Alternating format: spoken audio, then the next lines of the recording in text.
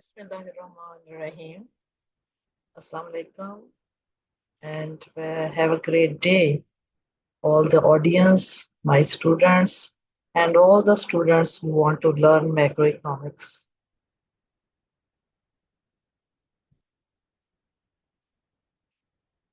As you know, up till now, we are on the verge that we have discussed classical school of thought, mercantilism, and then Keynesian's revolution to some extent. अब हम उन हकायक की तरफ आते हैं जिसकी तरफ कि हमारी तवज्जो क्लासिकल्स ने दिलाई थी, यानी classical macro economics output and employment.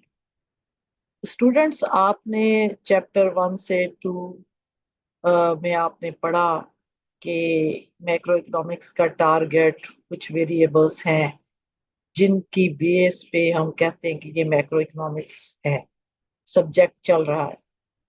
मसलन वो एम्प्लॉयमेंट है, आउटपुट है, इन्फ्लेशन रेट है, इंटरेस्ट रेट है, एक्सचेंज रेट है, और ये सारे इकोनॉमिक इंडिकेटर्स हैं।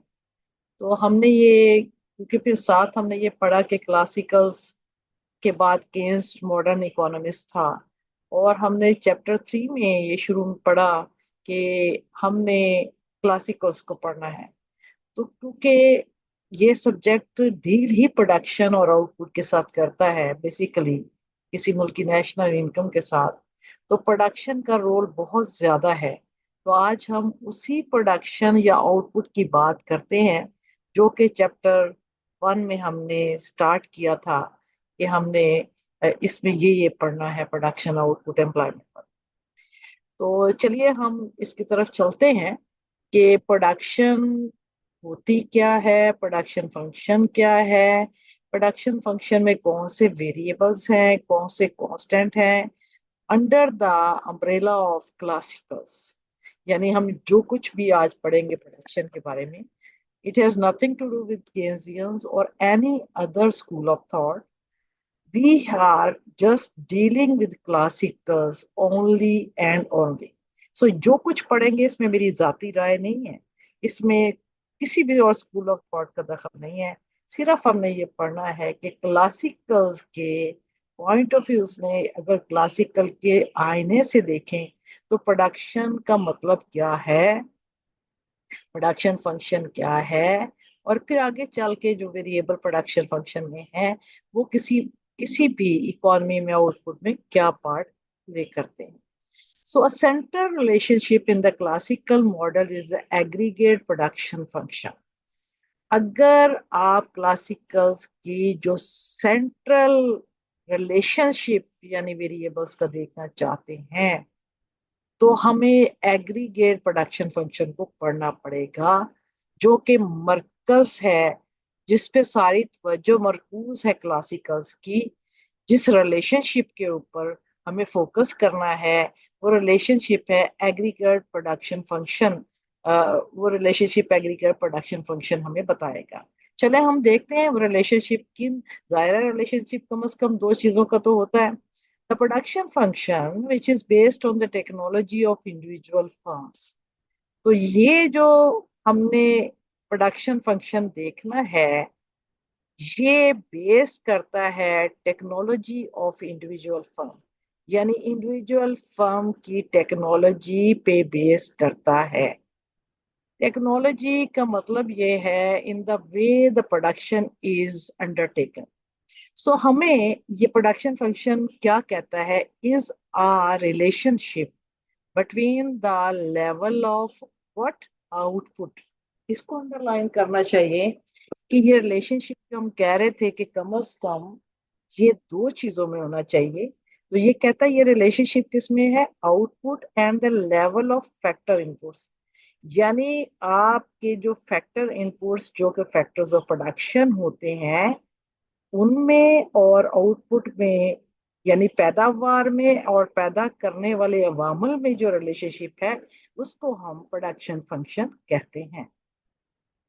For each level of inputs, the the production function shows the resulting level of output. जहां जहां प्रोडक्शन के अंदर इनपुट इन्वॉल्व होगी, इनपुट के हर लेवल, हर सतह और हर नए लेवल के ऊपर प्रोडक्शन फंक्शन शो करता है कि इसके नतीजे में प्रोडक्शन के अवामल में जो आपने फैक्टर प्रोडक्शन इस्तेमाल किए, उनके इस्तेमाल की वजह से आपकी आउटपुट का लेवल कितना हुआ है, which can be written as, अगर इस इक्वेशन में लिखें y is the function of k bar N N, where y is output, जो हमने कहा है वही लिखा है कि y क्या है, आउटपुट है किसी कॉर्मे की है, k is the stock of capital. Stock of capital means K this is not flow, you know that stock means कि जितना किसी मुल्क के अंदर स्टॉक है। प्लांट, अब स्टॉक क्या है, कैपिटल किसे कहते हैं, प्लांट है, इक्विपमेंट है और आपकी मशीन्स है, जो चीजें भी प्रोडक्शन के लिए as a fix factor use हो रही हैं। And N is the quantity of homogeneous labour input, N का मतलब लेबर है, एन अब एल से है लेबर के फैक्टर, प्रोडक्शन में लेबर भी है, लैंड भी है, तो हमने इसे डिस्टिंग्विश करना है। एंड एक्चुअली जो प्रोडक्शन के लिए जो आपकी जो लेबर मार्केट है, उसमें एन का मतलब होता है number of hours worked. So that is, जितने भी कैपिटलिस्टिक इकोनॉमी है इनमें नंबर ऑफ आवर्स वर्क करता है, वर्क मैटर करता है, यानी आप कितने घंटे काम करते हैं। Every hour you are paid, paid the wage rate for every hour, तो आपने कितने आवर्स पे काम किया है उसी लिहाज से आपको आपका मुआवजा भी मिलता है। So number of hour work mean कि आपके जितने घंटे आप काम करेंगे वो लेबर काम करेगा, उस पर डिपेंड करता है। So for the short run the stock of capital is assumed to be constant. As you know, classicals जो हैं वो लॉन्ग पीरियड की वैसे तो बात करते हैं, लेकिन कहते हैं वो कैपिटल एक ऐसी चीज है, लेकिन जैसे प्लांट है, इक्विपमेंट है, मशीनरी है, ये ऐसी चीजें हैं कि शॉर्ट पीरियड में ये इन्हें हम चेंज नहीं कर सकते, दे रिमेन कांस्टेंट। तो इसलिए हमने कैपिटल के स्टॉक के ऊपर बार लगा दिया, जो बताता है कि कैपिटल शॉर्ट पीरियड में चेंज नहीं होगा। जब बार लग गया तो साथ आपको शॉर्ट पीरियड का भी जिक्र करना होगा, as indicated by the bar over the symbol for the capital, ये मैंने पहले कह दिया। The state of technology and the population are assumed to be constant over the period. तो हमने ये भी फर्ज करना है, जो चीजें हमने ऐड नहीं की, प्रोडक्शन फंक्शन में इंक्लूड नहीं की है, वो है स्टेट ऑफ टेक्नोलॉजी, यानी आपके टेक्नोलॉजी का एक लेवल है, आप जो टेक्नोलॉजी यूज कर रही हैं उसके अंदर ना इम्प्रूवमेंट आनी चाहिए, ना ही उसके अंदर कोई पुरानी टेक्नोलॉजी आनी चाहिए, बल्कि टेक्नोलॉजी की स्टेट जो है वो कांस्टेंट है। यानी जो मशीनें, जिन मशीनों से आपने बनाना शुरू किया है वही मशीनें कांस्टेंट रहेंगी, उसमें कोई इम्प्रूवमेंट नहीं आती। और पॉपुलेशन भी हमने कहा है कांस्टेंट है, कि जाहिर है कि पॉपुलेशन के कांस्टेंट रहने की एक वजह ये भी है कि हमारा अगर पॉपुलेशन बढ़ेगी तो डेफिनेटली हमें नंबर ऑफ आवर्स वर्क या लेबर को भी शो करना पड़ेगा, कुछ चेंज हो गया। For this short period output varies only with variations in the labour input, हमने पॉपुलेशन को कांस्टेंट फर्ज कर लिया, जो कि इसमें शामिल नहीं है, टेक्नोलॉजी और पॉपुलेशन भी।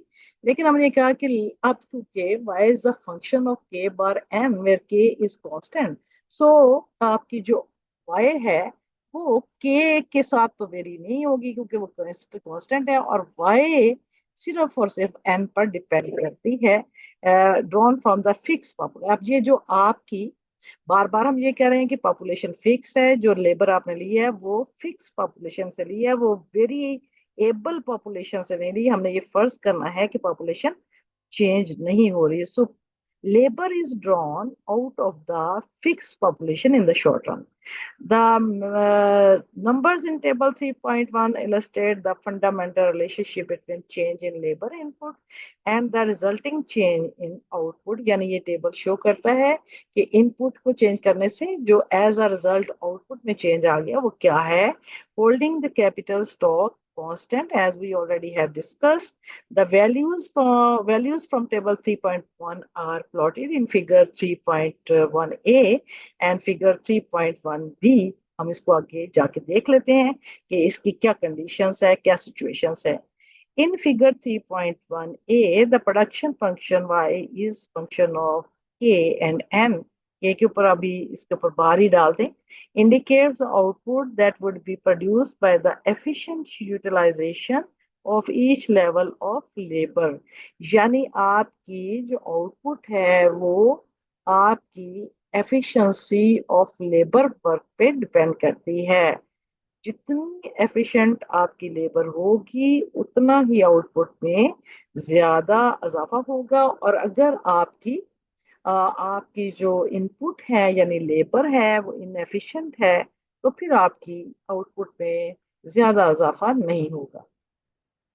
Let's see this table. Here we can see that the relationship between output, fixed capital stock and labor. इसको मैंने यही ऐसे पेस्ट किया है. इससे आपके जो केसेस हैं वो A, B, C, D, E and F हैं. N का मतलब लेबर है. यहाँ पर A केस में 0 लेबर है, आपने कोई लेबर नहीं लगाए, प्रोडक्शन का प्रोसेस स्टार्ट नहीं हुआ. तो लेबर आपकी 1 2 3 4 5 6 यूनिट्स ऑफ लेबर हैं जो बी से स्टार्ट होते हैं. And Y is the output. जब लेबर आपकी जीरो है तो आउटपुट भी जीरो है. जाहिर है कि लेबर नहीं तो आउटपुट करनी है, तो हमने कहेंगे जब लेबर जीरो थी तो आउटपुट भी जीरो है. तो आपकी आउटपुट जो है वो 10 20 28 33 34 32 एज इट इज क्लियर. ये हमें एक ट्रेंड से नजर आ रहा है कि 10 है, फिर 20 है, फिर 28 है, 33 बढ़ रही है, फिर आखिर पे 6 पे आके आउटपुट कम भी हुई है. अब हमारा अगला जो कॉलम है that is delta Y over delta N, जिसे हम कहते हैं एम पी एन और marginal product of number of labour work. और हमने देखना है कि मार्जिन को जब भी हमें कैलकुलेट करना होता है तो चेंज इन वाई और चेंज इन एन, तो हमें यहाँ पर हमें वाई को चेंज करना है. 10 माइनस 0 इज इक्वल टू 10. तो डेल्टा वाई 10 है और हमारा 1 - 0 इज इक्वल टू हमारे पास 1. तो 10 को 1 से डिवाइड किया तो 10 आता है. इसी तरह तो हर अगली लेबर में एक ही आएगा और हमारे पास ये 10 में से 20 गया है तो डेल्टा वाई आ जाएगा 10. फिर ये कांस्टेंट हो गया. इस तरह हर अगले टोटल में से आप पिछला टोटल माइनस करेंगे तो आपके पास मार्जिनल वैल्यू डेल्टा वाई और डेल्टा एन की आ जाएगी.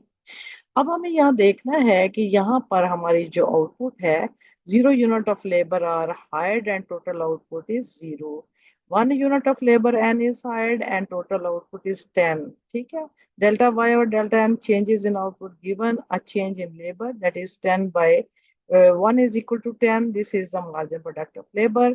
And worker 1 is 10 since the output increased by 10 units when labor increased by 1 unit. तो ये बातें सारी यहाँ लिखी हुई हैं. On line C, you come to know that in line C क्या होगा, 2 workers are hired and 2 workers मिलकर आउटपुट में इजाफा 20 यूनिट्स करते हैं. फिर हमें देखना है कि जब 2 यूनिट लगाए हैं कि दूसरे लेबर की क्या है आपकी मार्जिन प्रोडक्ट. तो 20 - 10 by 1 is equal to 10.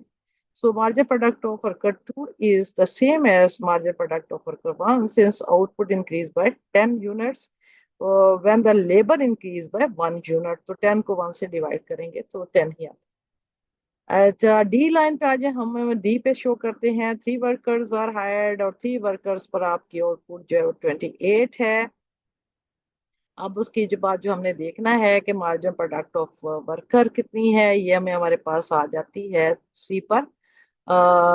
D पर जो हमारे पास सी पर तो हमारे पास ये ना 2 वर्कर्स हैं और 10 है. और सी पर 3 workers are hired and total output Y is equal to 28 units. Delta Y over delta N the change in the output given the change in the labour 28. ये हमने 28 और इसमें से माइनस किया हर अगले टोटल में से पिछला टोटल मार्जिनल वैल्यू देता है 1 से डिवाइड किया तो 8 आता है.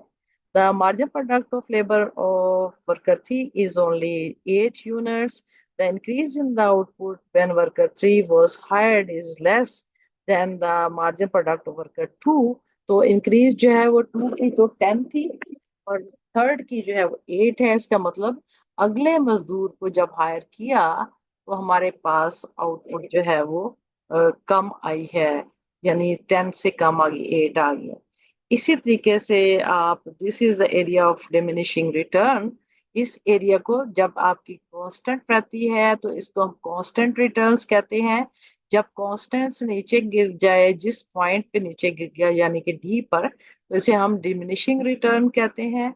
और आगे चल के हम देखते हैं, in this area on the production function total output increases as in the additional unit of labour is hired, but marginal output diminishes. Total output में इजाफा तो कर रहा है नई लेबर, लेकिन इतनी एफिशिएंट नहीं है जितनी के सेकंड और फर्स्ट लेबर थी। तो third labour is less efficient as compare to the first and second labour.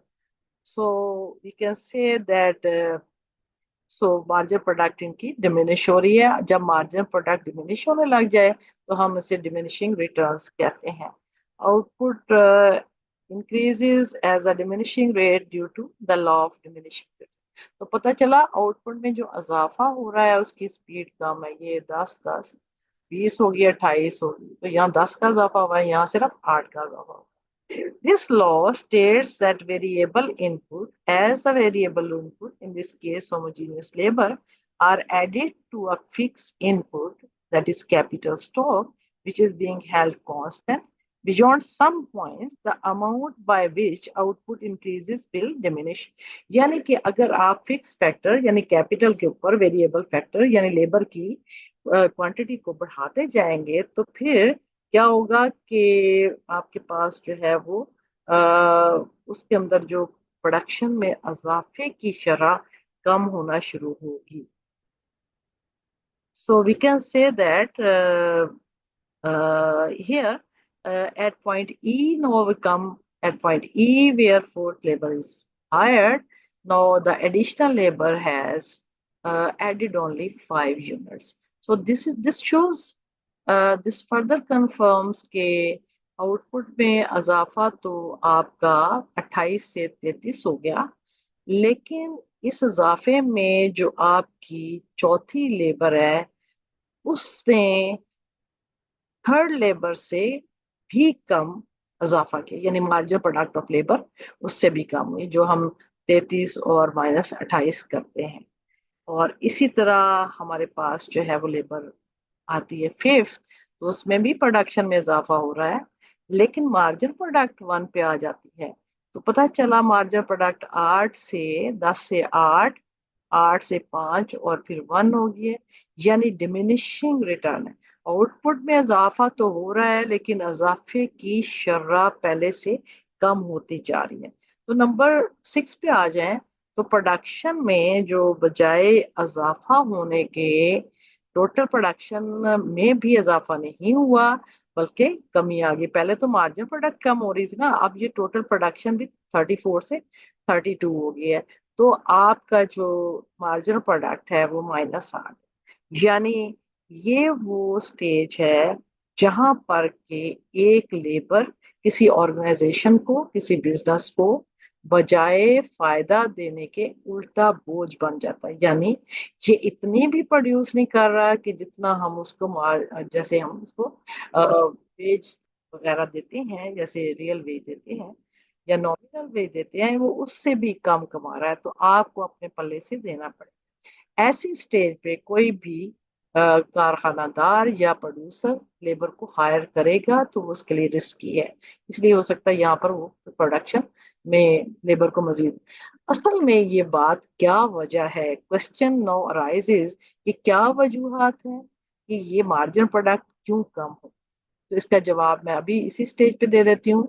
आपने क्योंकि कैपिटल को फिक्स किया था, तो एक फिक्स कैपिटल या प्लांट के अंदर वेरिएबल फैक्टर को एब्जॉर्ब करने की, खपाने की एक महदूद सलाहियत होती है। अगर आप उस सलाहियत से ज्यादा लेबर इस पर थोपना शुरू कर देंगे, ज्यादा लेबर इस पे प्रेशराइज करना शुरू कर देंगे, तो वो पहले तो ये करेगी कि आप कि हर मार्जिनल प्रोडक्ट ऑफ लेबर पहले से कम देगी और अल्टीमेटली नेगेटिव आउटपुट देगी। So margin negative marginal product देगी। सो वी कैन से पहले दो लेबर एफिशिएंट यूज में, फिर उसके बाद जो है वो आपकी मशीन जो है वो उसके ऊपर जरूरत से ज्यादा समय ले कि लेबर आना शुरू होगी, तो ये इस तरह की मार्जिन बना। सो ये हमने इसको बयान कर दिया। तो तीन तरह के रिटर्न्स हैं। एक कांस्टेंट रिटर्न, यहाँ पे मार्जिन प्रोडक्ट कांस्टेंट रहती है। एक डिमिनिशिंग रिटर्न, जहाँ मार्जिन प्रोडक्ट कम होना शुरू होती है, 8, 5 और एक नेगेटिव रिटर्न्स जहाँ पर आपकी प्रोडक्शन नेगेटिव हो जाती है। So we can say that the production functions are several characteristic. वैसे तो मैं काफी आपको बता चुकी हूँ कि at low level of labour input the function is a straight line. तो हम अब डायग्राम की बात करें हैं कि जब हमारी प्रोडक्शन का मेयार लो था तो स्ट्रेट लाइन था। The slope of the line gives the increase in output for a given increment in labour input. ये स्लोप क्या बताती है कि आउटपुट में कितना इजाफा हुआ है जब इंक्रीमेंट किया, यानी लेबर में इजाफा किया हमने। So this straight line constant slope portion of the production function. ये प्रोडक्शन फंक्शन का वो हिस्सा जहां पर स्लोप कांस्टेंट रहती है प्रोडक्शन फंक्शन की, exhibits constant return to scale. तो हम डायग्राम को देखकर बता सकते हैं। So we can say that कि आपका जो प्रोडक्शन फंक्शन है, यहाँ पर आपका प्रोडक्शन फंक्शन हम देख सकते हैं। ये आपका प्रोडक्शन ए है, बी है और सी है। ये बिल्कुल स्ट्रेट लाइन है, जो ये बताता है कि प्रोडक्शन फंक्शन जो है वो हमारा ये बताता है कि constant return return to scale है। ठीक है, हम इसके पीछे जाते हैं। तो ये constant trend scale is shown in the diagram by the straight line number 1। So diagram से कैसे पता चलेगा कांस्टेंट रिटर्न स्केल? तो जहां जो हिस्सा प्रोडक्शन फंक्शन का स्ट्रेट लाइन शो हो रहा है स्टार्टिंग से, वो आपको कांस्टेंट रिटर्न्स दे रहा है। Number 2, for every low level of labor utilization, it might be presumed that additional worker could be applied to a given amount of plant and equipment without a fall in the productivity of the last worker hired. For very low production level of labor utilization, ये labour का लो level of utilisation था। It might B क्योंकि आपने शुरू शुरू में machine को जब समझाया कि बंदा चाहिए, तो उस वक्त आपके पास लेबर की जो यूटिलाइजेशन लो थी, एक पे लो थी, तो आपने दूसरा किया तो आपको वो उसने उतनी ही एफिशिएंसी के साथ काम किया। It might be presume that the additional worker could be applied to a given amount of plant, कि आप एडिशनल वर्कर को अप्लाई कर सकते हैं प्लांट के ऊपर और या इक्विपमेंट के ऊपर without a fall in the productivity of the last worker.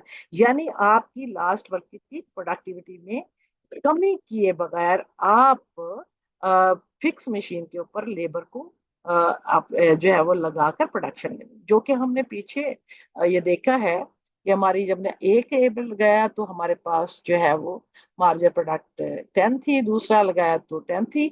यहाँ पर लो यूटिलाइजेशन थी, यानी लेबर को ज्यादा यूटिलाइज नहीं किया जा रहा था। तो लेबर तो अब यूटिलाइज किया जा रहा है क्योंकि पहला यूनिट है ना, तो पहला तो फुली यूटिलाइज होगा, दूसरा भी फुली यूटिलाइज होगा। सो ये कांस्टेंट वैल्यू भी constant returns A to C show कर रही हैं। Diminishing return to scale DRTS for the most part, however, we consider situation where adding additional labor will result in increased total output।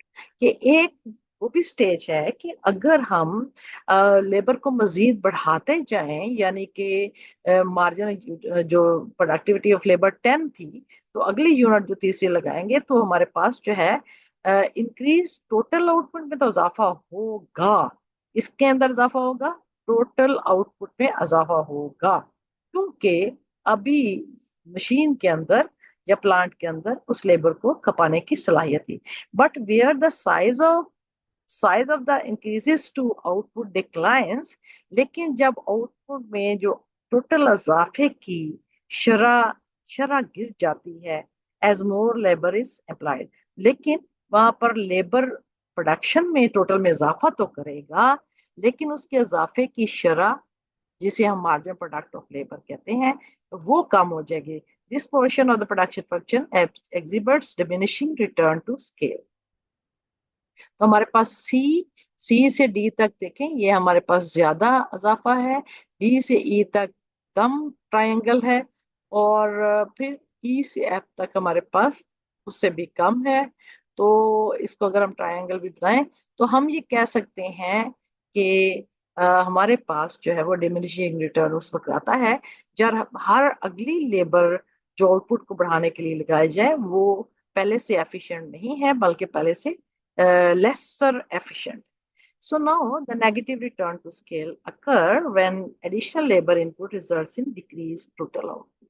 पहले तो अल्लाह अल्लाह खैर सलाह, पहले तो ये मसला था कि आउटपुट में जो है वो टोटल में तो इजाफा हो रहा था, मार्जिनल आउटपुट में कमी आ रही थी। लेकिन अब क्या है, अब तो टोटल आउटपुट में भी इजाफा नहीं हुआ बल्कि कम हो गया। तो जाहिर है जब टोटल कम होगा तो फिर हर अगले टोटल से जब पीछे माइनस करेंगे हम, हमने यहाँ पर किया है, तो हमारे 32 में से जब 34 माइनस करेंगे तो माइनस में जवाब आएगा। तो आपकी स्लोप ये बता रही है कि ये स्लोप बजाय ऊपर जाने के नीचे की तरफ आ रही है। So this is shown by y is function of k bar and n। This is the negative returns, no this is the diminishing returns, and this is this area c से ऊपर ले जाएं, this is you know that C से ऊपर ले जाने से तो आउटपुट में हो गया सी तक ही है, लेकिन ये एरिया उन्होंने कहा है कि ये आपका कांस्टेंट रिटर्न्स शो कर रहा है। और यहाँ पर ये आपको मैं समझाती जाऊंगी, ये जो हमारा डेल्टा एन है वो क्या है, 2 में से 1 माइनस किया तो डेल्टा 1, और जब हमने ये लेना है कि सी पॉइंट पे डेल्टा वाई किसके बराबर है, आपने टोटल 20 में से ये 10 माइनस किया तो डेल्टा 10 है। इसी तरह आप सारे जगह पर मार्जिनल प्रोडक्ट ले सकते। So now marginal production of labour curve इसी तरह, क्योंकि यहाँ पर हमारी एम्प्लॉयमेंट थी, यहाँ आउटपुट थी, तो हमारे पास जो है वो यहाँ पर भी इसके पैरेलल है, तो यहाँ एम्प्लॉयमेंट है और यहाँ हमने मार्जिनल प्रोडक्ट ऑफ लेबर।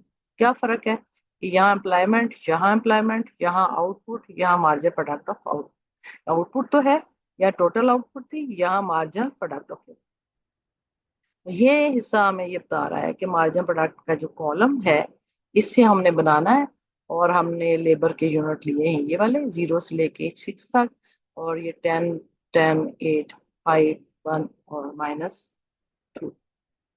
तो हमारे पास पहली जो है वो आपका बी से सी पॉइंट पर आपका जो ए पॉइंट है वहां तो आपको जाहिर है मार्जिन प्रोडक्ट नहीं मिलती, क्योंकि ये हर अगले लेबर की प्रोडक्शन होती है। तो हमारा बी से स्टार्ट होता है, तो बी पर हमारा बी से सी तक कांस्टेंट रिटर्न है जो कि 10 है, और फिर सी से डी तक हमारा, डी से ई तक और एफ तक, बल्कि एफ तक पॉइंट तक ये हमारा सी से डी, और जाहिर है कि ये फिर 8 है, पहले 10 था, फिर गिरता जा रहा है, 8 है, 5 है, पता नहीं पीछे हमने लिखा हुआ है। तो हमारे पास ये मार्जिनल प्रोडक्ट ऑफ लेबर मुसलसल गिरता जा रहा है, और ये 0 से लेके, और आप ये देख रहे हैं कि ये जो 6 यूनिट है इस पे प्रोडक्शन मार्जिन गिर रही है।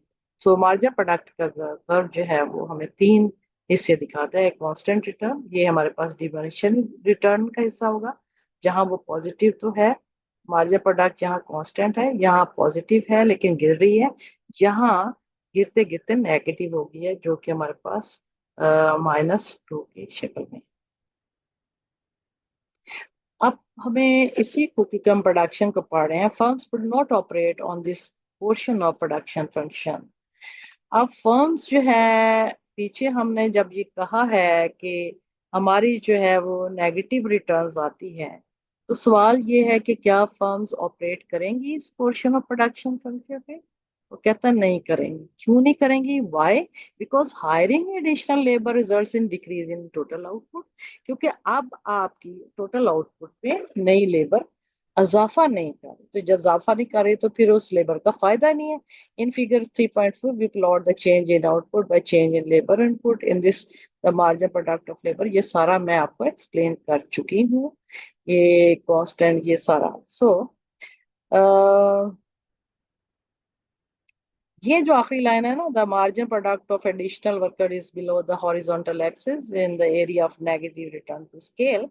The short-run production function plotted in 3.1 A is a technologically relationship that determines the level of output given the level of in labor input employment। तो ये मैं पहले भी बता चुकी हूँ कि ये आउटपुट और इनपुट का लेवल है और ये प्रोडक्शन फंक्शन है।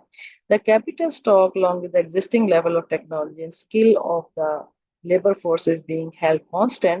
हमने पहले भी कहा था, अब दोबारा भी कह रहे हैं कि कैपिटल स्टॉक हमने फिक्स किया था, टेक्नोलॉजी भी फिक्स थी, and skill of workforce is also constant.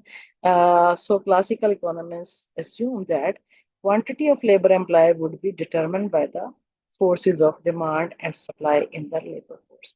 This is very crucial, very crucial, I again say this is the very crucial sentence। why? Because अब हमने ये तो पढ़ लिया है ना कि हमने लेबर लेनी है, लेकिन कितनी लेबर लेनी है ये भी तो एक सवाल है। अब ये फैसला किस बात से होगा कि हमने कितनी लेबर की क्वांटिटी को एम्प्लॉय करना है। अब जैसे कि किसी चीज की कीमत को हम कहते हैं उसकी तलब और रसद डिटरमिन करती है, और उसी पे उसके इक्विलिब्रियम लेवल ऑफ डिमांड और सप्लाई होता है। तो हम ये जवाब यहीं पे देते हैं कि ये सवाल तो इसलिए इम्पोर्टेंट है कि आपकी जो लेबर है उसी ने प्रोडक्शन के अंदर इजाफा करना है या कमी करनी है, ये कांस्टेंट रखना है। तो हमारे सवाल ये है कि वो लेबर बजाते खुद किस पैरामीटर्स पे आएंगी, वो कौन से फैक्टर्स हैं जो लेबर के बारे में फैसला करेंगे, यानी कि जिनकी वजह से लेबर की तलब का फैसला किया जाएगा। वो है ऐसा मकाम कि इतनी तलब आप उतना लेबर को डिटरमिन करेंगे जहां demand force and supply of labour in the labour market are equal. वहां हम फैसला कर लेंगे कि हमें इतनी लेबर की क्वांटिटी चाहिए, इससे ज्यादा या कम नहीं चाहिए। Now, students, we are now moving towards the second topic of the day.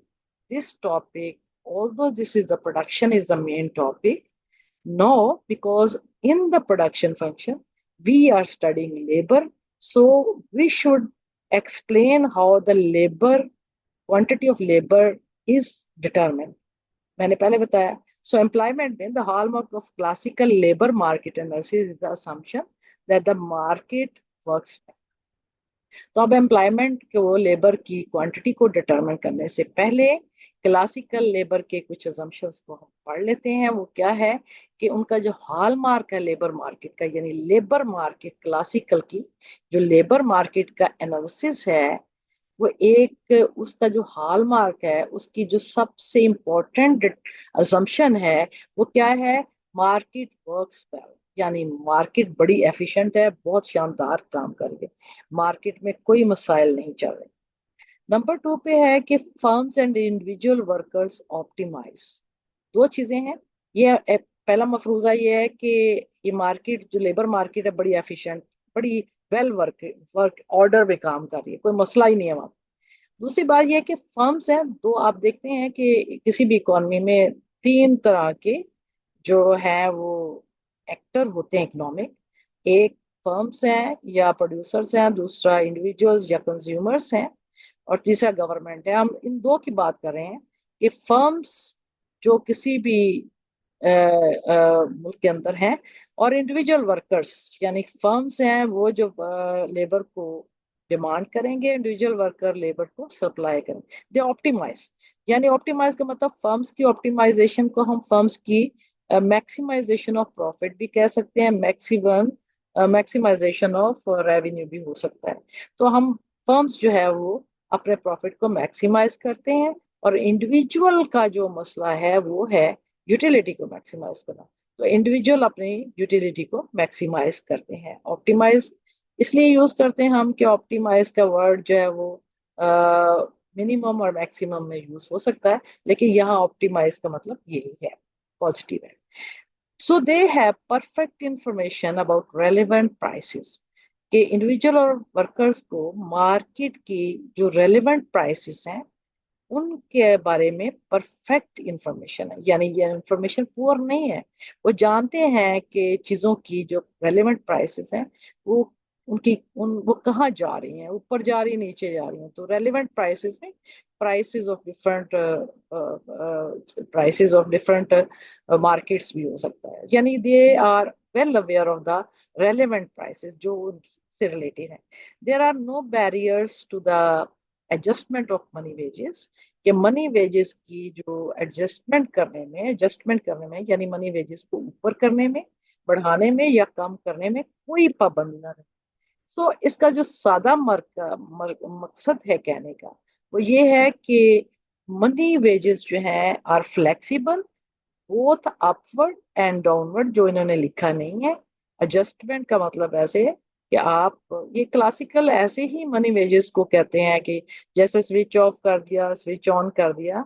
हालांकि अगर मैं इस पे क्रिटिसिज्म करूं तो वो ये बनती है कि वेजेस को, आप मनी वेजेस को बढ़ा तो सकते हैं, लेकिन उसको कम करेंगे तो लेबर नाराज हो जाएगी, फिर आप प्रोडक्शन कैसे करेंगे। बहरहाल ये मेरी समझ दें कि एक क्रिटिसिज्म है, लेकिन क्लासिकल्स के फ्रेमवर्क में वेजेस एंड वेजेस जो है वो, प्राइसेस भी बाद में वो कहते हैं कि वेजेस भी फ्लेक्सिबल है, प्राइसेस भी फ्लेक्सिबल है, बल्कि तमाम प्राइसेस जो ऑल मार्केट में है वो सारी फ्लेक्सिबल है, अपवर्ड भी और डाउनवर्ड भी। द मार्केट क्लियर्स, मार्केट वहां क्लियर होती है जहां डिमांड सप्लाई के बराबर हो। तो मार्केट क्लियर का मतलब है तलब रसद के बराबर होती है, कोई ना ज्यादा तलब होती है ना रसद होती है, तो इक्विलिब्रियम होता है। So now these are the three assumptions that we consider while determining the employment level. Who demands labor? The purchaser of labor services are firms. मैंने पहले बताया था डिमांड, लेबर को डिमांड कौन करता है, तो जवाब क्या है कि फर्म्स लेबर की सर्विसेज को डिमांड करते हैं, क्योंकि उन्होंने चीजें बनानी है तो उन्हें लेबर की जरूरत है। तो demand for labour comes from the firms. To see how the aggregate demand for labour is determined. No, आपने, मैंने पहले भी कहा कि एग्रीगेट डिमांड कैसे डिटरमिन होगी, यानी ये जो फर्म्स हैं वो अपनी एग्रीगेट डिमांड यानी इनकी सबकी जो डिमांड है वो कैसे डिटरमिन होती है, किस तरह डिमांड करते हैं। We began by considering the demand for labour on the part of individual firms. तो अब यहाँ पर क्योंकि हम मैक्रो पढ़ रहे हैं या इंडिविजुअल फर्म्स की हम बात करते हैं, लेकिन अगर हमने समझाना है तो हम इंडिविजुअल फर्म से ही स्टार्ट करेंगे। We take the case of individual firm, किसी सिंगल फर्म्स का केस लेंगे कि आपने, ताकि आप सिंगल को समझेंगे तो फिर मैक्रो लेवल पे समझ सकेंगे। So this individual firms denoted by the आयत फर्म। आयत फर्म का मतलब कोई भी आयत फर्म है, जैसे फर्ज करे कोई रेंज है 0 to 1 to I है तो आखिरी भी हो सकता है, कोई भी firm is called the ith firm. In the classical model firms are perfect competitors. अब एक और जो हमारे पास जो इसका मफरूजा आ गया है, जो यहाँ पर आप लिख सकते हैं कि ऐड कर सकते हैं यहाँ पर कि फर्म्स जो है वो परफेक्ट कॉम्पिटिटर्स हैं that choose their output to maximise profit. वो अपनी आउटपुट को उस लेवल पर चूज करते हैं जहां पर उनका प्रॉफिट मैक्सिमाइज हो जाए। तो परफेक्ट competitor का मतलब है there is a large number of firms in the market and your firm or ayat firm is only a single out of a large number of firms। तो जहां perfect competition होता है, large number होता है आपके competitors का, उसमें आपकी हैसियत यह है कि आपको बहुत सी चीजें जो है वो एज इट इज एक्सेप्ट करनी पड़ती हैं। यू आर नॉट एब टू चेंज एनीथिंग। सो हम आगे देखेंगे कि कौन सी चीज़ है जो चेंज नहीं कर सकता, बिकॉज अगर आप चेंज करेंगे तो आप मार्केट से बाहर निकल जाएंगे, आपके कंपेटिटर आपसे नंबर आगे ले जाएंगे। सो इसलिए आपको कंपेटिटर्स का ख्याल रखते हुए चीज़ों को एज इट इज कबूल करना पड़ता है। So under the perfect competition the firms are called the simply the firms जो है वो प्राइस टेकर भी कहलाती हैं। In the short run output is varied solely by changing the labour input. Short run में क्या होता है ये लॉन्ग पीरियड की बातें करता है वो, लेकिन शॉर्ट पीरियड के बारे में वो कहता है कि output is varied solely by changing the labour. तो हमने ये कहा है कि आउटपुट में कैपिटल अगर कांस्टेंट है तो लेबर जो है वो आपकी उसकी वजह से आपके आउटपुट में चेंज आएगी। Labour is changing, output is changing, labour is changing, output is changing, no change in the capital. So that choice of the level of output and quantity of labor input are one decision. तो पता चला कि जो choice है output की या quantity of labour की एक ही डिसीजन है, या यानी कि आप लेबर उतना ही लेंगे जो जितनी आपको आउटपुट चाहिए, या आउटपुट वहां रोक देंगे जहां आपकी लेबर की डिमांड जो है वो रुक जाए। दोनों का मतलब एक ही है। So we are studying employment. The perfectly competitive firm will increase output until ये परफेक्टली कॉम्पिटिटिव फर्म आयत फर्म है विल इंक्रीज आउटपुट। अब फैसला आ गया है कि फैसला क्या करना है, आउटपुट कितना बढ़ाना है, वो आउटपुट बढ़ाएगा until the marginal cost of producing a unit of output. अब सिर्फ उसे फायदा नहीं होता फर्म को, तो फर्म के अखराजात भी हैं। तो एक फर्म जो परफेक्ट कंपटीशन पे चल रही है वो अपनी आउटपुट को उस हद तक इजाफा करती जाएगी जहां उसकी marginal cost of producing the output, marginal cost production को बनाने के लिए जो मार्जिनल कॉस्ट है वो क्या है, just equal to the marginal revenue received for sale. यानी मार्जिनल रेवेन्यू जो इसकी प्रोडक्शन को सेल करने से हासिल होगा, मार्जिनल रेवेन्यू वो उसकी मार्जिनल कॉस्ट के बराबर होगा, यानी वहां पे आउटपुट होगी एमसी। हमने ये बहुत दफा पढ़ा है, MC should be M R, equal to M R, यानी marginal cost of producing the unit of output is just equal to the margin revenue received from its sale। कि आपने जो मार्जिन कॉस्ट है और उसने जो प्रोडक्शन लिया है उसका जो मार्जिन रेवेन्यू होगा वो उसके बराबर होना चाहिए। So the first condition is that the marginal cost of the firm should be equal to the its marginal revenue। The perfectly competitive firm margin revenue is equal to product price level। अब अगर perfect competition का अगर आपने पढ़ा होगा micro में, तो वहां पर हम एक डायग्राम बनाते हैं perfect competition firms under perfect competition. वहां पे एक डायग्राम बनाते हैं जो कि हमारा डायग्राम जो है वो एक्स एक्सिस के पैरेलल होता है, और इसी डायग्राम को हम प्राइस का लाइन भी कहते हैं। इसको हम, क्योंकि परफेक्ट कंपटीशन में प्राइस फिक्स होती है, इसी को हम मार्जिनल रेवेन्यू भी कहते हैं, और इसी को हम एवरेज रेवेन्यू भी कहते हैं, इसी को हम डिमांड का कर्व भी कहते हैं। ये बात याद रख लें।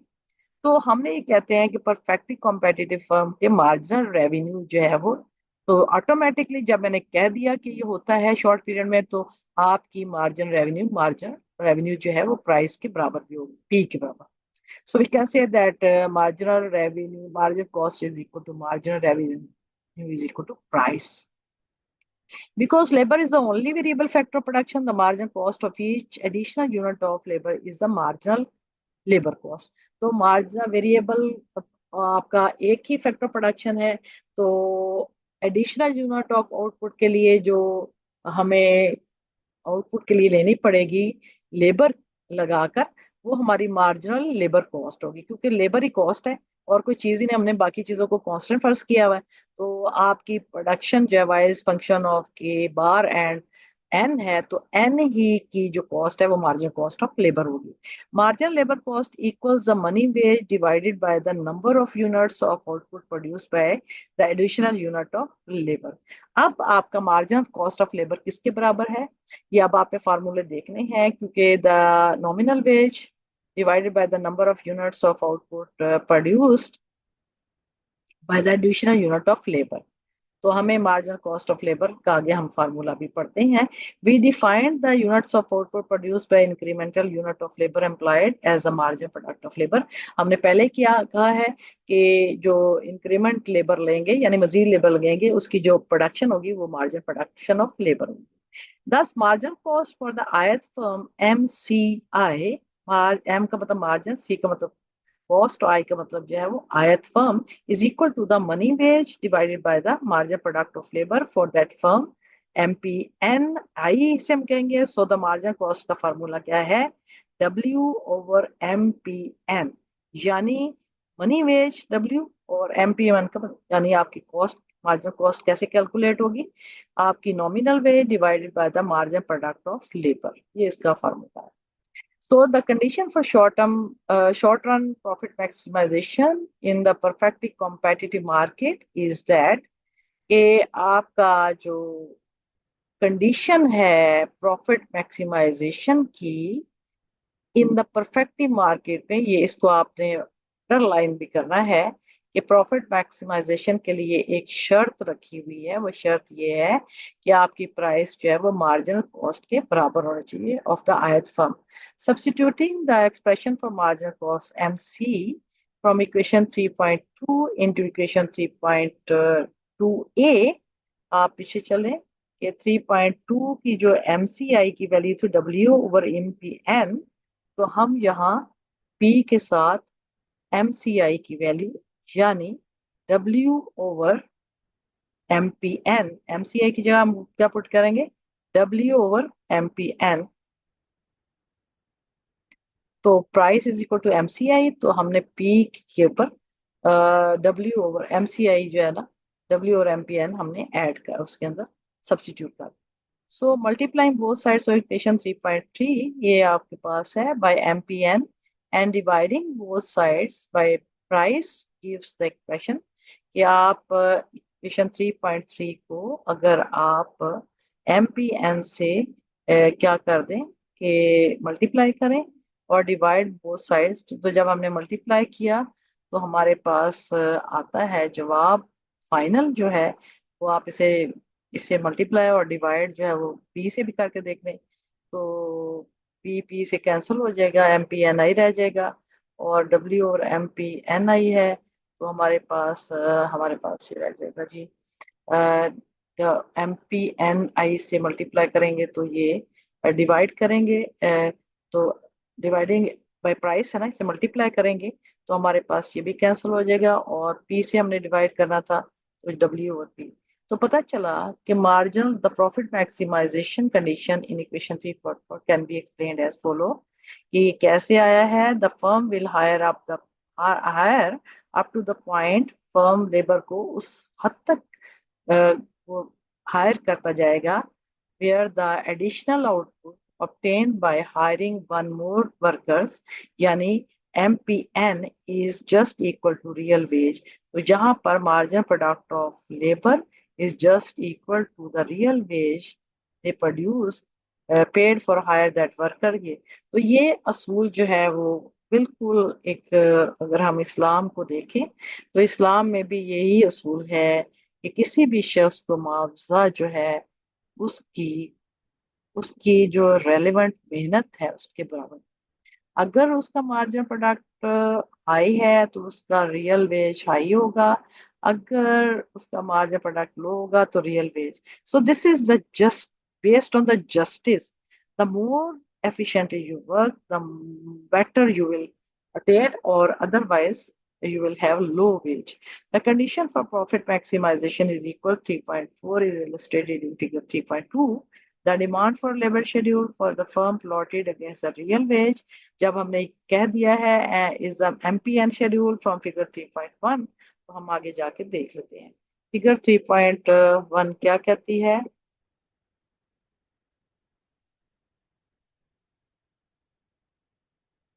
हमारे पास फिगर 3.1 जो है वो, let's see this is figure 3.2। So figure 3.1 जो है शेड्यूल फ्रॉम फिगर 3.1, तो हमारे पास जो रिलेशनशिप बताएगा वो रियल वेज और उनका रिलेशनशिप है प्रॉफिट मैक्सिमाइजेशन फर्म का, कि वो उसकी मार्जिन प्रोडक्ट उसकी बराबर हो।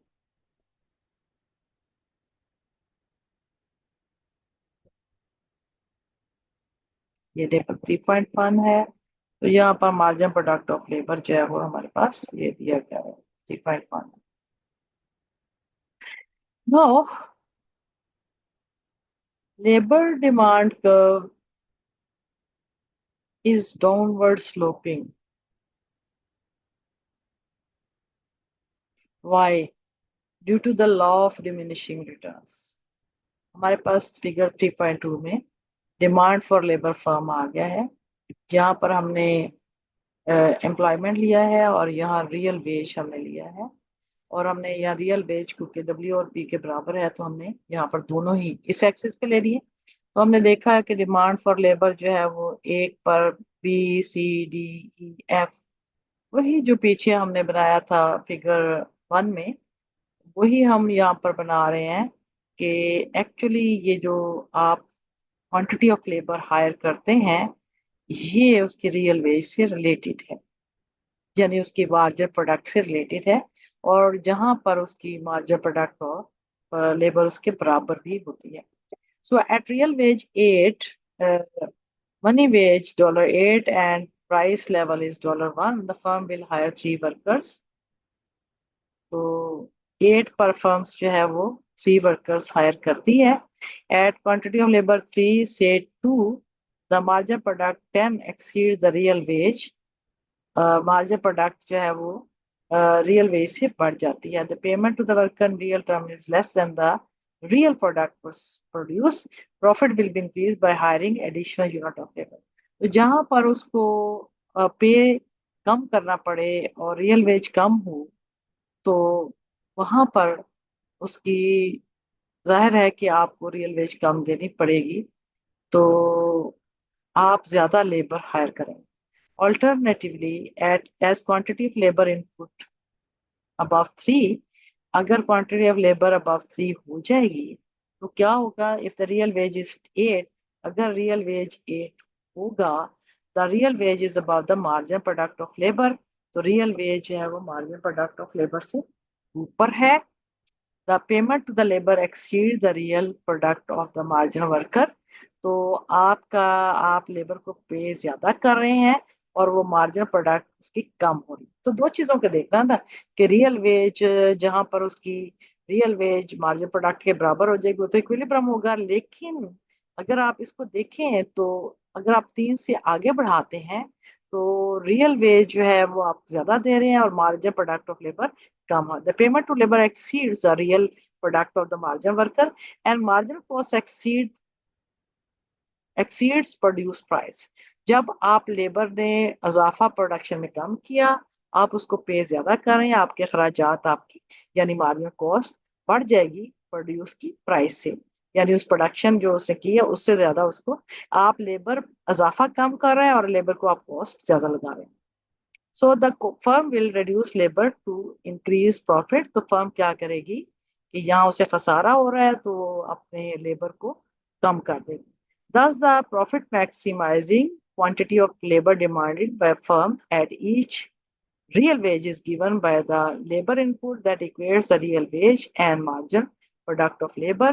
तो आपकी profit maximising quantity of labour demanded जो है उस पर आपकी रियल वेज और मार्जिन प्रोडक्ट को बराबर होना चाहिए। The margin product curve is the firms demand curve of labour.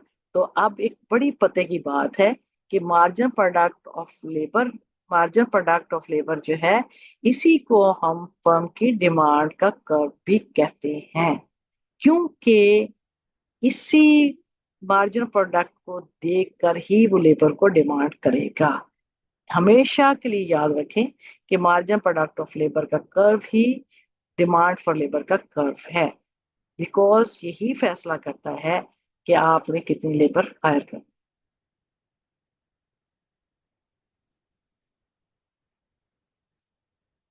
The implications, अब इसकी हम इम्प्लीकेशंस पढ़ते हैं कि labour demand depends inversely on the level of real wage.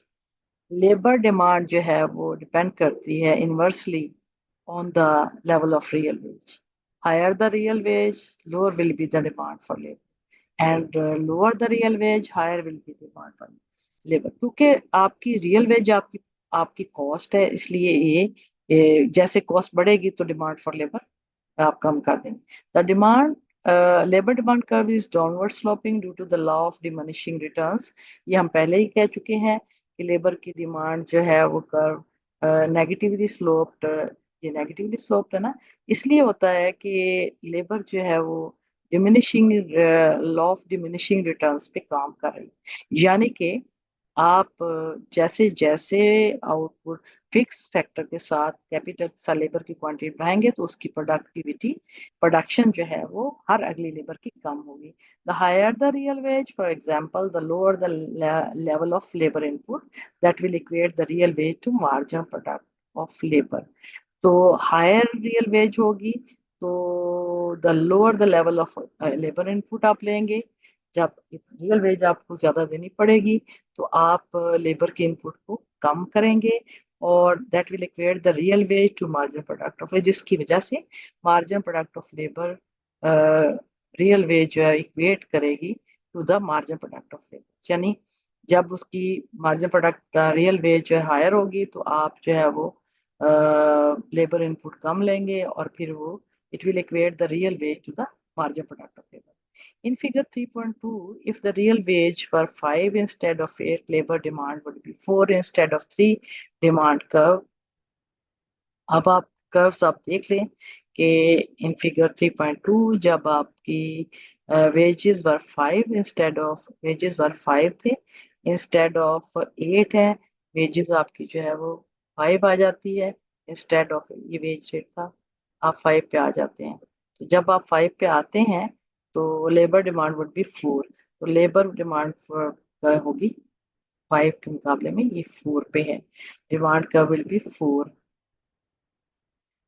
Labour demand will be 4 instead of 3। तो आप जैसे ही रियल वेज कम होती है, देखिए रियल वेज 8 से 5 हुई तो आपने डिमांड फॉर लेबर बढ़ा दी, यानी 3 से 4 कर दी।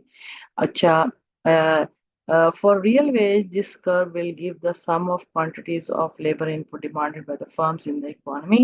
तो demand curves जब हम this curve will give the sum of the quantity of the labor, आप सारे मुल्क की लेबर की क्वांटिटी को ऐड कर लें, तो input demanded by firms in the economy को ऐड कर लें तो आपके पास इकोनॉमी का डिमांड का बन जाएगा लेबर का। We write this aggregate labour demand function as, हम एग्रीगेट लेबर डिमांड फंक्शंस को हम कैसे लिखेंगे। पहले हमने इंडिविजुअल फर्म्स को पढ़ लिया कि ये रिलेशनशिप होता है, यही आपके पूरे मुल्क में भी होगा कि एन डी का मतलब है N D is function of W और पी। हमने कह लिया कि आप उस हद तक लेबर को डिमांड करेंगे और वो डिपेंड आपकी डिमांड और लेबर डिपेंड करेगी रियल वेज को। और यहाँ पर मैंने नेगेटिव साइन लगाया है जो ये शो करता है कि demand for labour is inversely related to the real wage. Higher the real wage, lower will be the demand for labor, and lower the real wage, higher will be the, so inverse relationship exists करता है। This is where in aggregate with individual firms as increase in the real wage lowers the demand for labor। So ये अब हमने पढ़ लिया है, ये आपने हमेशा के लिए याद रखना है कि demand for labour and D is the function of W of P, जहाँ पर डब्ल्यू आपका नॉमिनल वेज है और पी प्राइस लेवल है। जब नॉमिनल वेज को प्राइस लेवल से डिवाइड करते हैं तो real veg. The last relationship necessary for determining employment and output in the classical system in the labor supply। तो यही लेबर सप्लाई के लिए भी एक कंडीशन है। अब सवाल ये पैदा होता है कि हु सप्लाइज लेबर, तो डिमांड तो फर्म्स की तरफ से आती है तो सप्लाई किसकी तरफ से आती है। तो आप इसका जवाब है कि labour services are supplied by individual workers. Labour की सप्लाई इंडिविजुअल वर्कर्स की तरफ से आती है, यानी मैं और आप अगर लेबर हैं तो हम सप्लाई करेंगे जी, मैंने ये खिदमत सर अंजाम। Classical economist assume the individual attempt to maximize utility। कि क्लासिकल का ये कहना है कि इंडिविजुअल जो है वो जो लेबर है वो अपनी यूटिलिटी या सेटिस्फेक्शन को मैक्सिमाइज करने की कोशिश करते हैं। दूसरे नंबर पे है the level of utility depends positively on both. तो यूटिलिटी किन चीजों पे डिपेंड करती है आपकी, जो चले इंडिविजुअल अटेम्प्ट टू मैक्सिमाइज तो यूटिलिटी करता है, आखिर ये यूटिलिटी किन चीजों पे डिपेंड करती है, ये पॉजिटिवली डिपेंड करती है दो फैक्टर पे, एक रियल वेजेस और दूसरा है layer.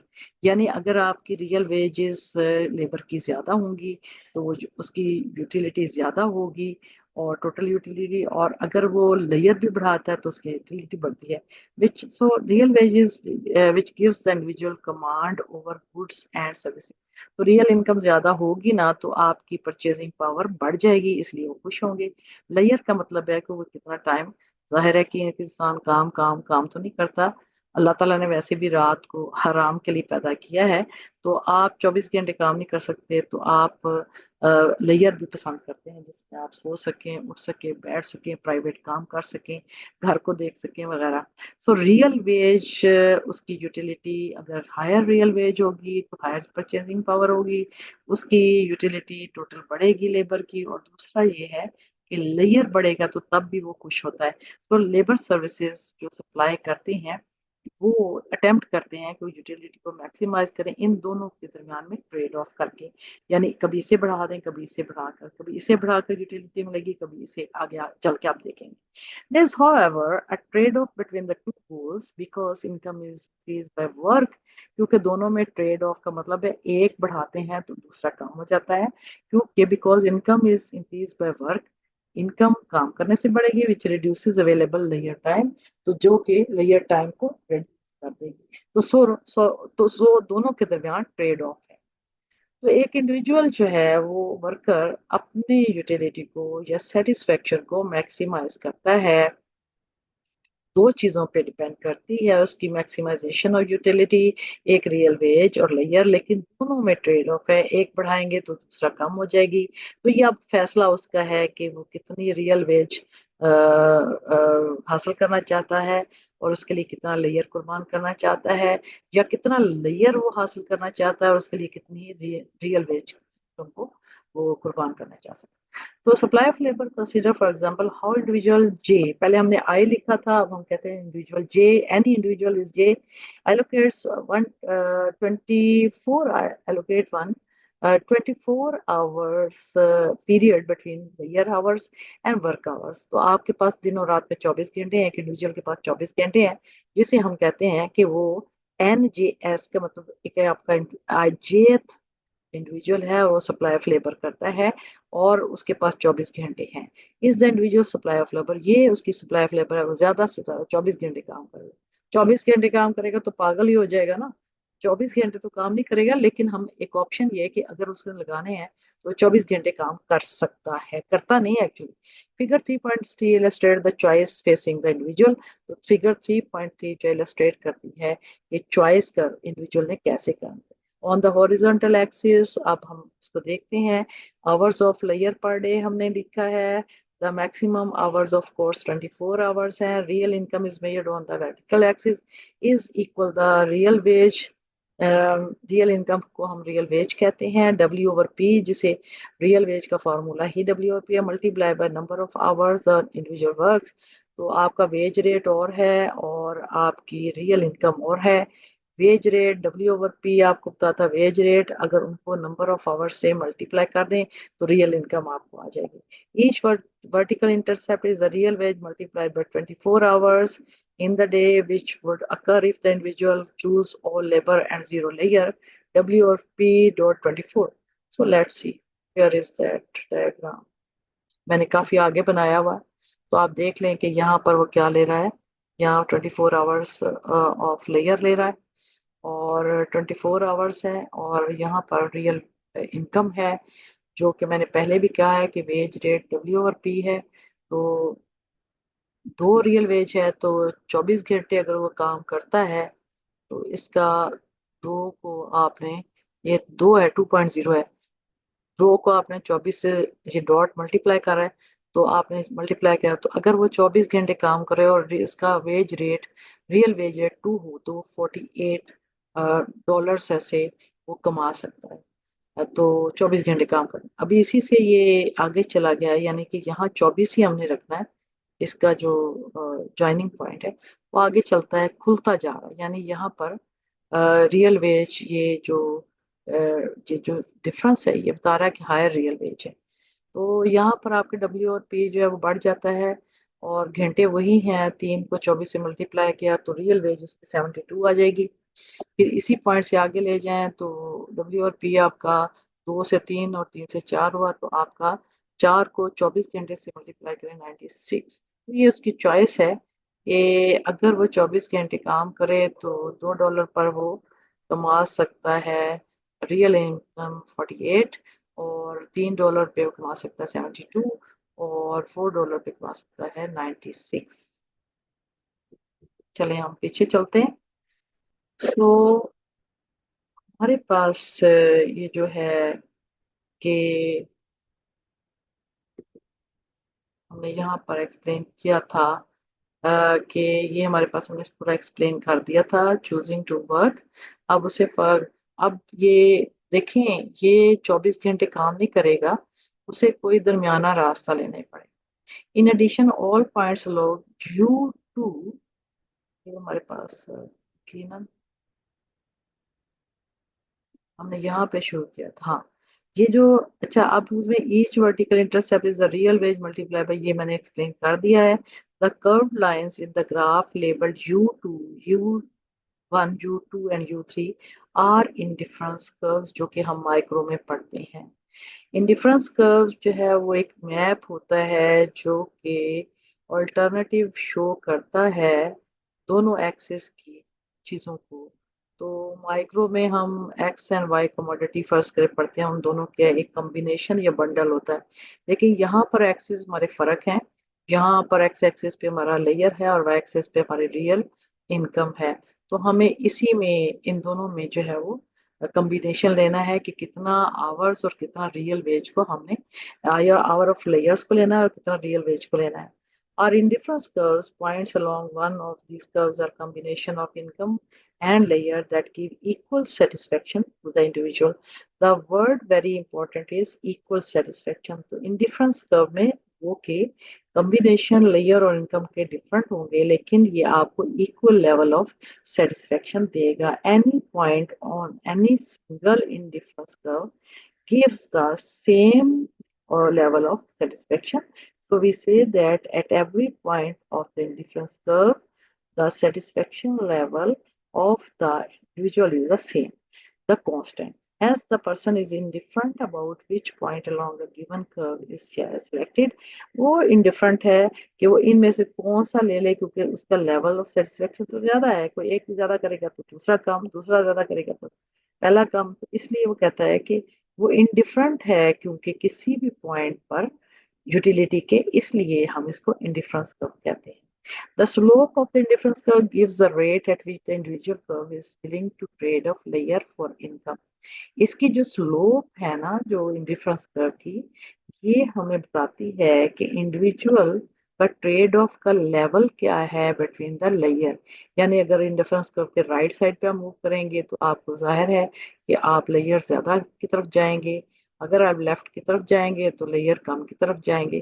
That is the increase in the income the person would have to receive to be just well off after giving up a unit of लेयर। तो जितनी इनकम होगी उसके बदले में कुर्बानी देनी पड़ेगी लेयर की। In fact the cost of choosing 1 our of layer is the real veg, कि असल में जब वो 1 घंटा अगर लेयर को बढ़ा देगा, वो तो वो रियल वेज है। वो रियल वेज को कुर्बान कर, because individual is choosing not to work for each hour of लेयर। अपने हर घंटा जो लेयर है उसके लिए वो काम नहीं करना चाहता, तो वो उतनी ही रियल वेज की कुर्बानी दे रहा है। In addition, all points along U2, for example, yield greater satisfaction to the individual than any point on U1. Utility 1 पे जो वो कहता है कि ये आपको ज्यादा सेटिस्फेक्शन देता है, यूटिलिटी 2 की निस्बत पे आप देखें यहाँ पर इंडस्ट्रियल कर्व यूटिलिटी 1 पे वो कम सेटिस्फेक्शन दे रहा है। यानी एक कर्व पे तो सेटिस्फेक्शन का लेवल कांस्टेंट है, लेकिन जब ये कर्व बदलता है तो सेटिस्फेक्शन का लेवल भी बदल जाता है, मसला कांस्टेंट रहेगा। लेकिन अगेन U2 के हर पॉइंट पे यूटिलिटी कांस्टेंट होगी। तो U1 से जब U2 की तरफ जाता है तो उसकी यूटिलिटी बढ़ जाती है। और इसी तरह U3 पे जाएगा तो ए पर जो यूटिलिटी है वो ए बी पर यूटिलिटी ए से ज्यादा है और सी पर बी से ज्यादा है, तो सी पर ए से भी ज्यादा है।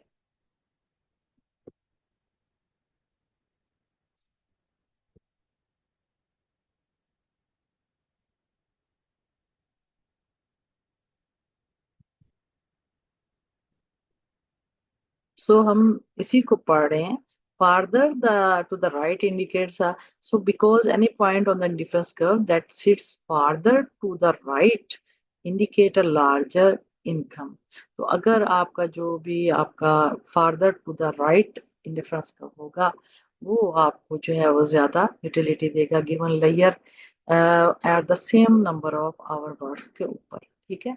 Therefore, the individual attempts to achieve the northmost। आप देखें, अगर आप नक्शे में देखें, आप इसी को देखें तो ये ऊपर जो है वो आपका नॉर्थ होता है, नीचे साउथ होता है, राइट पे ईस्ट होता है और इधर वेस्ट होता है। वो कहता है कि therefore individual attempts to achieve the northmost।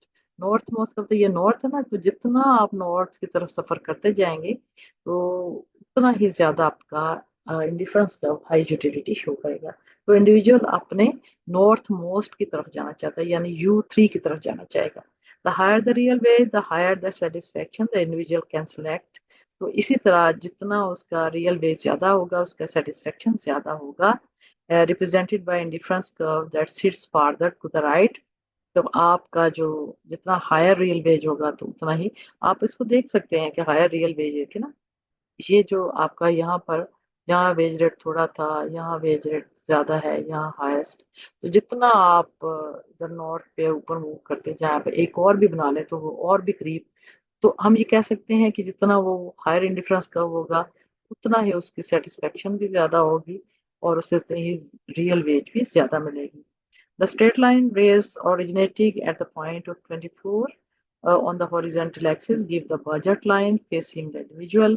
तो जैसे हम बताते थे कि एक इंडिविजुअल है उसका जो बजट लाइन है, सॉरी हमें आगे की तरफ जाना चाहिए था कि ये जो हमारे एरोज बने हुए हैं ये सारे क्या है, बजट लाइन है। तो दो चीजें हमारे पास होगी, ये स्ट्रेट लाइन जो है हमारे पास बजट लाइन होगी एक इंडिविजुअल की, और ये इंडिफरेंस कर्व होगी। तो हम ये कह सकते हैं ये दोनों हमारी चीजें हासिल हो। Starting from 24 hours not work all year. अगर हम इसे स्टार्ट करें कि वो सिर्फ लेयर ही लेता है और कोई काम नहीं करता है, नो वर्क ऑल लेयर। नहीं, नाकाम और नालायक नकम्मे बंदे हमेशा फारग रहते हैं, हालांकि फारग नहीं रहना चाहिए, कोई ना कोई वे आउट निकाल लेना चाहिए कि आप काम करें।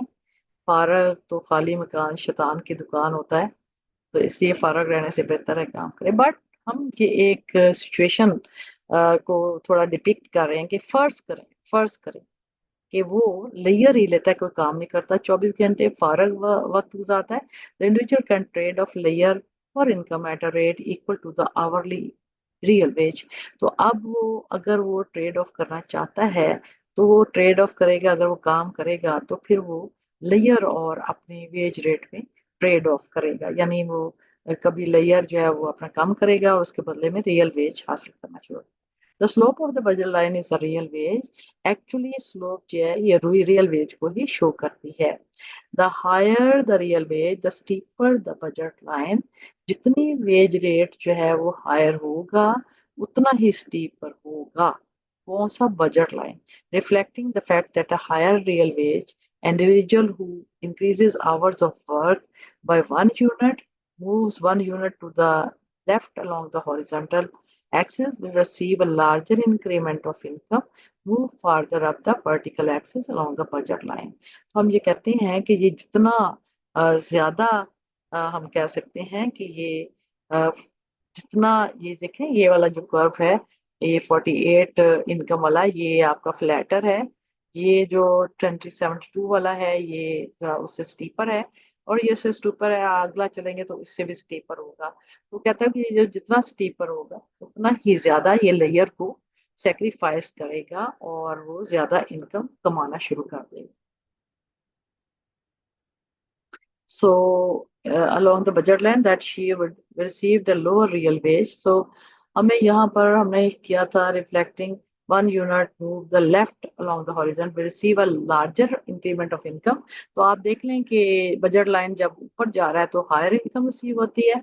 Then she would have received on the lower wage. Three budget lines corresponding to real wage rate. Three budget line है, पहले पे दो real wage है, फिर तीन है, फिर चार है. Are shown in figure 3.4. Notice that a higher real wage, the